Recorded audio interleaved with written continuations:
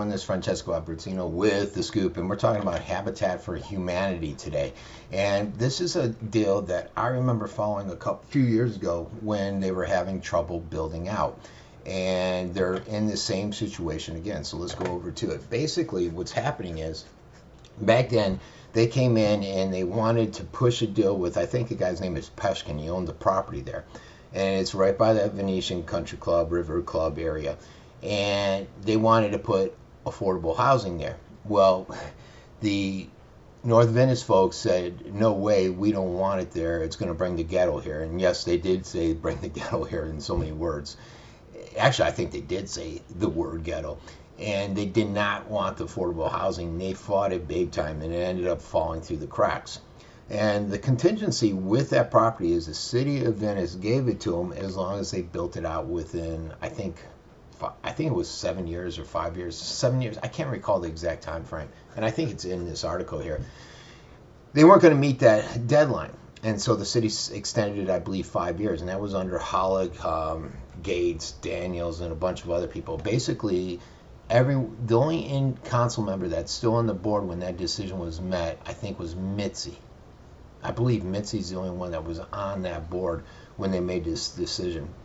And basically they came in and said, look, that's our property. It's the city of Venice. It's the taxpayers. You can't sell it. You can't do anything with it. We'll give you 5 more years if you want to try to build affordable housing there. We encourage you to work with the Peshkin, the developer, and come to some kind of resolution. Well, now we're back, and they're saying, look, we can't work with them because we just found out that Peshkin is selling the property and they're going to develop it. And that's where it ties into that Neil story where they're going to develop the Publix and the Carrabba's and everything.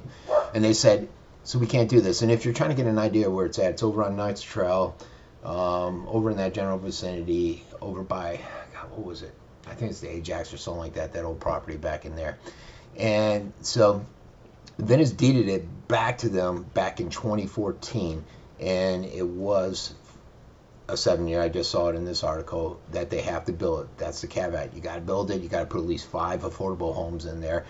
And one of the things back then when they came back before the council, which was I think in 2019, somewhere around there if memory serves me right, was the hookups. There was issues with that, and then the whole thing where the River Club and all these different organizations or residents there just did not want them there.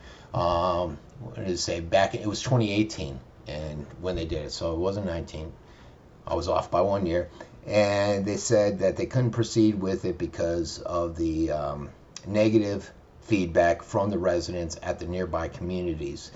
And that's when they gave them a 5-year extension and urged them to work with Pushkin. Again, I said, this says last Tuesday, Solito told the city council that he was told by a developer that there was a verbal commitment for the commercial parcel, which is now being marketed as Mirasol Town Center, and that's where I believe is going to be the new Publix and Carrabba's that Neil is pushing for, which I did in the other story.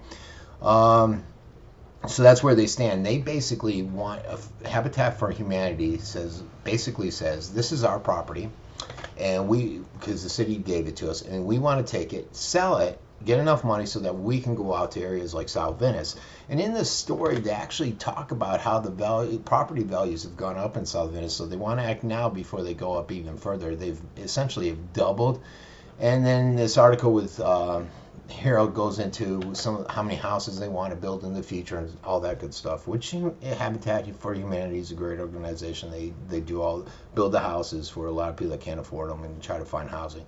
Now, there's going to be a big uphill, but who knows? It's almost all new council members. Again, the issue is the city gave them that property back in 2014 with the caveat that they build at least 5 residents there and keep it within the city of Venice. And when they came to renew it, the city of Venice said, that's our property. That's the caveat. We'll extend it 5 years, but you got to build there. So if it's our property, the city still owns it with that caveat. Does the Habitat for Humanity have any grounds to sell it, take that money from the property, they want fair market value, and walk away and build houses in South Venice? as a taxpayer, someone that actually, one of the few people that actually live in the city of Venice, I'm thinking no. I'm thinking that's taxpayers' money. If they can't build the houses there, it goes back to the city, and the city has to do something. Oddly enough, that area would have been perfect for the park. In the park, they're spending a couple $1 million just on, I think, $1.5 million maybe, on buying new property to build the park for those folks. We could have just used that property right there that Habitat for Humanity is sitting on. It would have saved the taxpayers a ton of money. Without that park, though, what are they going to build there? The city would probably try to find somebody else to take the property, maybe rent it from them. Maybe with that commercial property there, there'll be more opportunities where the city can retain it, sort of like Sharkies, and say, hey, give us a percentage. But whatever they do, they're going to have a fight from the residents out there, because they do not want the commercial. They do not want the affordable housing, not in our neighborhood. It's that same story you see all over the place. We want affordable housing. We need it. We need to help out the folks that have no money, but not in our neighborhood. All right, everybody, this has been Francesco Abbruzzino with The Scoop. I'll provide a link to that story so you can read it from the Herald. Everybody have a great day.